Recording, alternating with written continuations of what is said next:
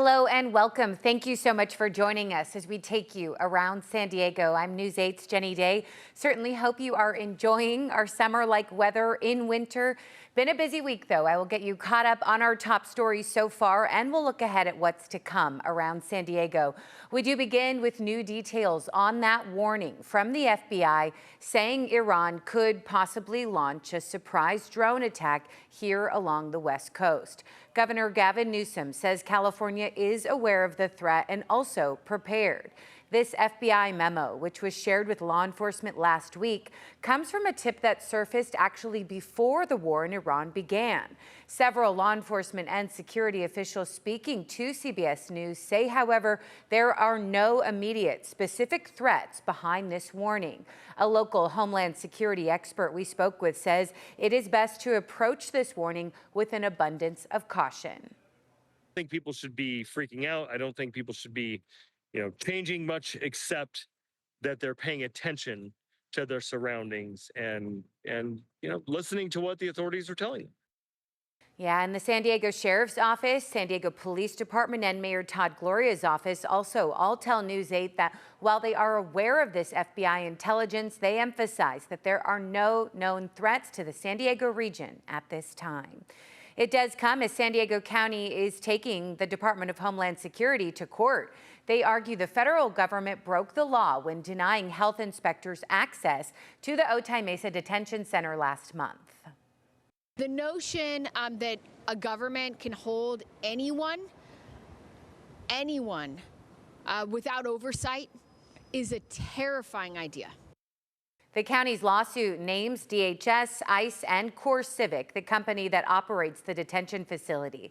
Supervisors are asking a judge to force access for that health inspection, adding detainees have reported freezing temperatures and untreated medical conditions. Working for you, we reached out to DHS for comment. In a statement, a spokesperson said in part that ICE is regularly audited and that all detainees receive appropriate health care, blankets, and meals. Well, now to a shakeup in San Diego County's political scene. Longtime East County Representative Darrell Issa will not seek re-election. The 72-year-old has represented East County for 25 years, first taking office in 2001. Issa has since endorsed County Supervisor Jim Desmond, who dropped his bid for the 49th District in favor of Issa's seat there in the 48th. To crime now, the Pope has accepted the resignation of a local bishop accused of embezzlement. But we have learned that resignation was submitted last month, even before Emmanuel Scialetta's arrest last week. Scialetta is accused of money laundering and embezzling $270,000 from St. Peter Chaldean Catholic Cathedral Church there in El Cajon. We are told one of the accountants there at the church discovered the funds were missing, triggering an investigation. He has pleaded not guilty to 17 felony charges. He was being held on $125,000 bail, but county jail records do show he has bailed out. Meanwhile, the San Diego Zoo has a new 52-year lease. Right now, the zoo does not pay rent, just like other nonprofits in Balboa Park. Under the new terms, the city gets $3 million a year from the zoo through 2029. After that, the number may vary depending on revenue from paid parking. The city and zoo are currently splitting revenue equally from the parking lots. City officials estimate this extension will bring in around $330 million over the life of that lease. Well, now to an update. 3 more activists pleaded not guilty to charges tied to a protest right inside of San Diego City Hall.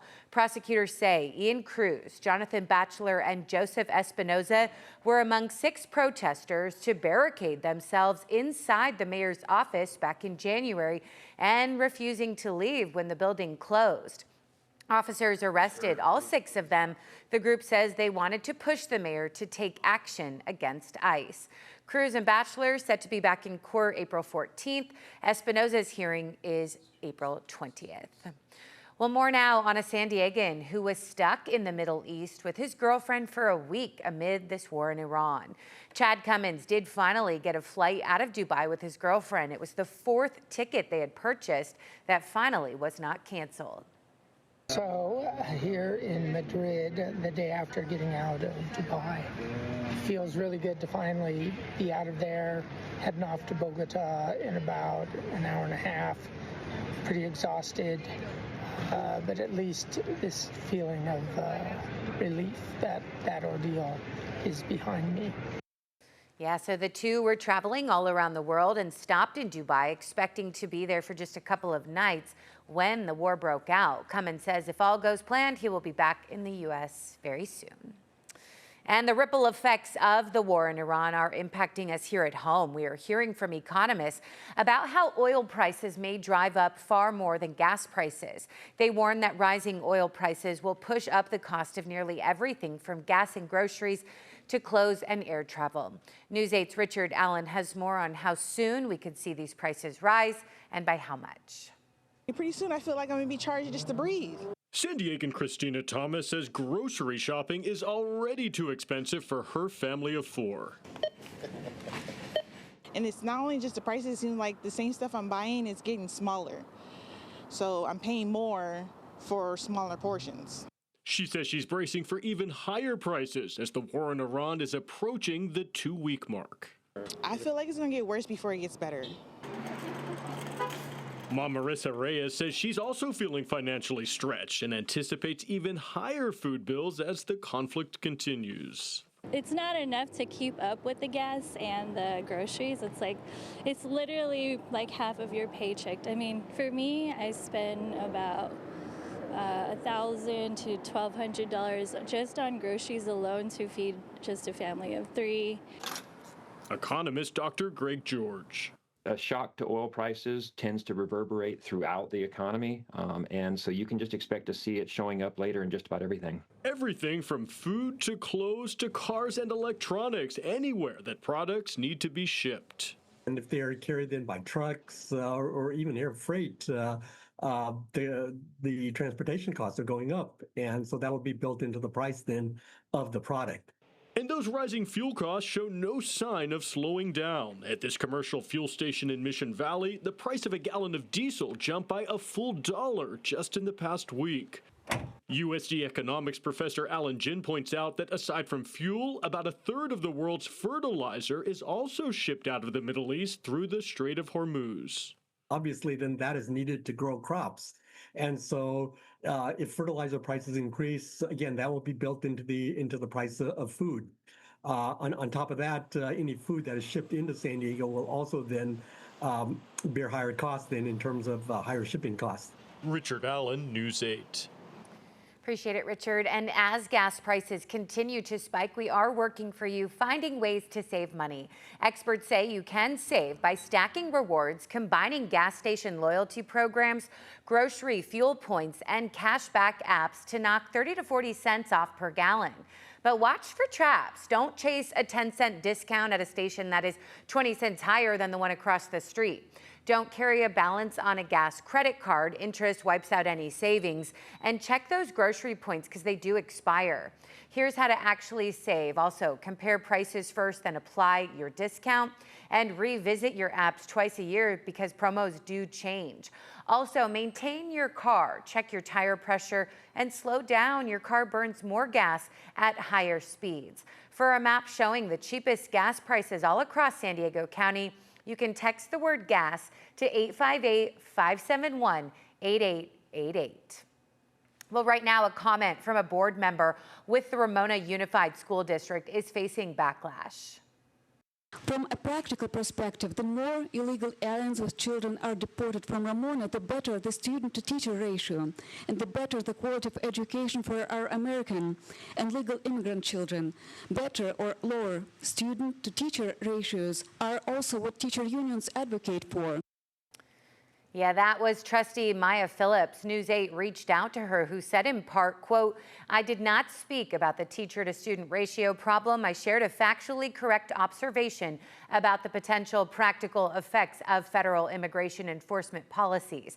I did not use any words that would suggest my preference for one side or another. I did not express a personal opinion. My observation was factual, neutral, and legally compliant." Parents and community members, however, say they are concerned. It's just unfortunate to know that in 2026, we're still having these conversations of like people being like illegal or this or that, but they're not seeing them as humans. You know, they're seeing like as numbers or statistics. We did also reach out to board president Darren Drum, who says these comments were not made on behalf of the entire board or the district, and says on a personal note he disagrees and condemns them. Still ahead, what was decided about proposed e-bike regulations in the city of San Diego. Plus, researchers have detected a dangerous parasite right here in our county. What you need to know.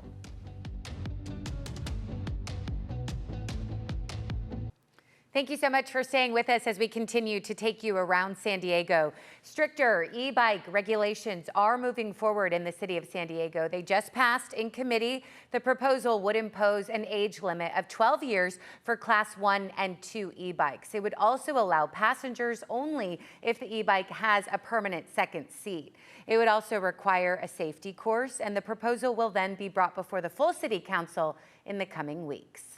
And now we are about 3.5 months away from the new fiscal year, and the city of San Diego is still facing a projected budget deficit. This week, San Diego city leaders gathered for a hearing to discuss priorities for the 2027 budget, which will require some tough decisions. Right now, city council members are pledging to make cuts instead of asking residents to pay higher fees. These meetings are an opportunity for the public to stay engaged ahead of April 15th, when Mayor Todd Gloria will publish his proposed fiscal year budget for 2027. This as the city is projecting a $120 million deficit for the coming year. Each speaker made their case for what should be cut and what funding needs to stay put. The most common theme at the hearing in February and then this most recent one was the call for funding increases to Parks and Rec and public libraries.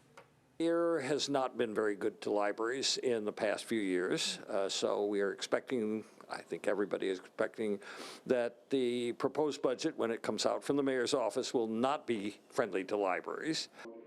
Yeah, meanwhile, Mayor Gloria will present his proposed budget to the full city council on April 20th.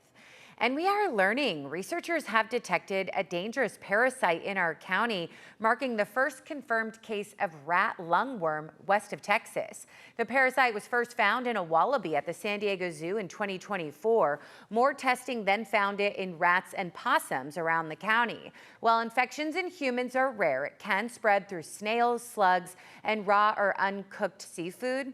Health experts say the best way to stay safe is thoroughly wash produce and avoid snails or slugs. Coming up, why one local artist is suing the city of San Diego. Keep it here.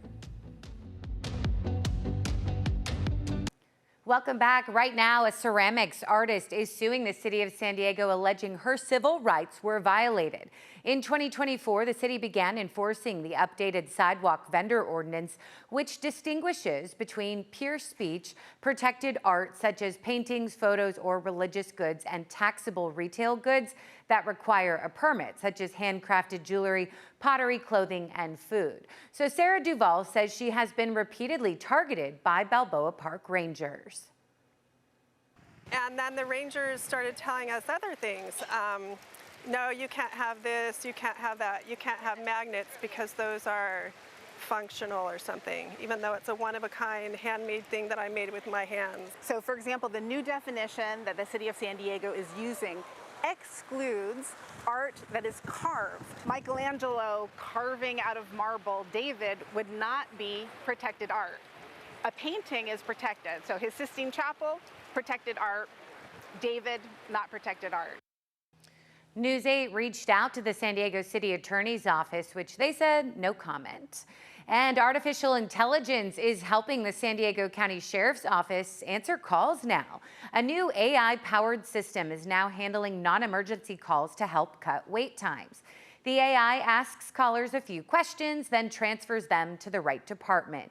If the system can't understand a request or detect something unusual, the call is immediately sent to a live dispatcher, and officials say it'll never answer 911 calls. Now, before the AI rolled out, every call went into a single queue, first come, first serve. Well, bargain retailer Grocery Outlet is closing multiple locations, including in San Diego. We have learned the stores on North 2nd Street in El Cajon and on Poway Road in Poway will close. It's still unclear when they will shut down. The chain announced it would be closing 36 underperforming stores nationwide. Still ahead, what San Diego scientists say might be the key to saving the world's oceans. Next in an Earth 8 report.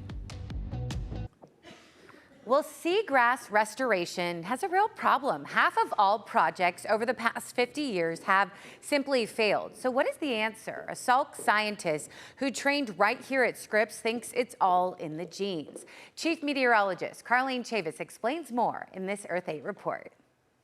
There's a hybrid seagrass growing right here in Mission Bay, and scientists believe gene research on this could be key to protecting our oceans and coastlines. Let's dive in.